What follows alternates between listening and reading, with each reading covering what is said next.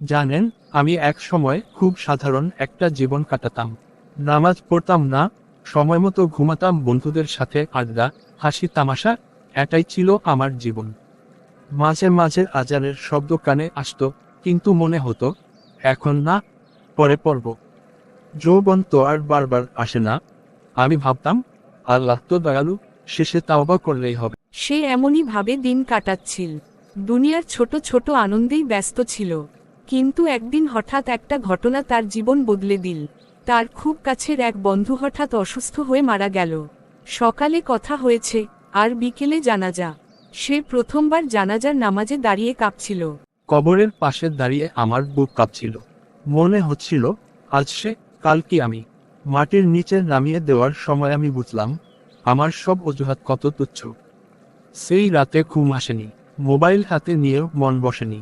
আয়নার সামনে দাঁড়িয়ে নিজেকে দেখলাম, আমি কি সত্যিই প্রস্তুত? সেই প্রশ্নটাই তার জীবন পাল্টে দিল।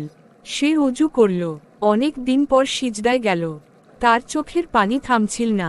সে শুধু বলছিল, হে আল্লাহ, আমাকে মাফ করে দিন, আমি ফিরে আসতে চাই। সেদিনের সিজদা ছিল আমার জীবনের সবচেয়ে শান্তির মুহূর্ত। ধীরে ধীরে আমি বদলাতে শুরু করলাম। ফজরের নামাজ দিয়ে দিন শুরু করতাম। মায়ের সাথে কথা বলতাম নরমভাবে। হারাম থেকে নিজেকে দূরে রাখার চেষ্টা করতাম। বন্ধুরা হাসতো, বলতো, এত ধার্মিক হয়ে গেছিস। কিন্তু আমার ভেতরে এক অদ্ভুত শান্তি ছিল। মানুষ ধীরে ধীরে তার পরিবর্তন দেখতে পেল। আগে সে রাগী ছিল, এখন ধৈর্যশীল।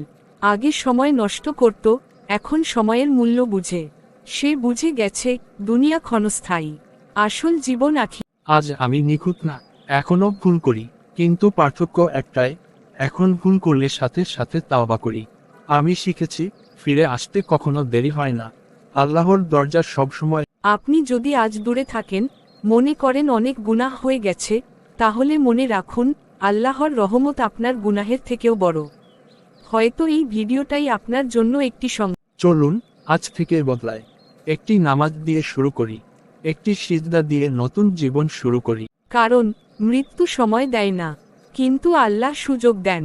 আপনি এখন যে ভিডিওটি দেখলেন, এটি যদি আপনার হৃদয় স্পর্শ করে থাকে, তাহলে এখানেই থেমে যাবেন না।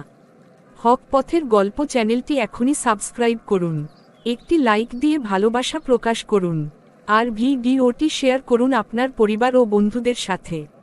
মনে রাখবেন, আপনার একটি শেয়ারও হতে পারে কারো হেদায়েতের কারণ। আপনার একটি সাবস্ক্রাইব আমাদের আরও সুন্দর ও শিক্ষণীয় গল্প তৈরি করার অনুপ্রেরণা।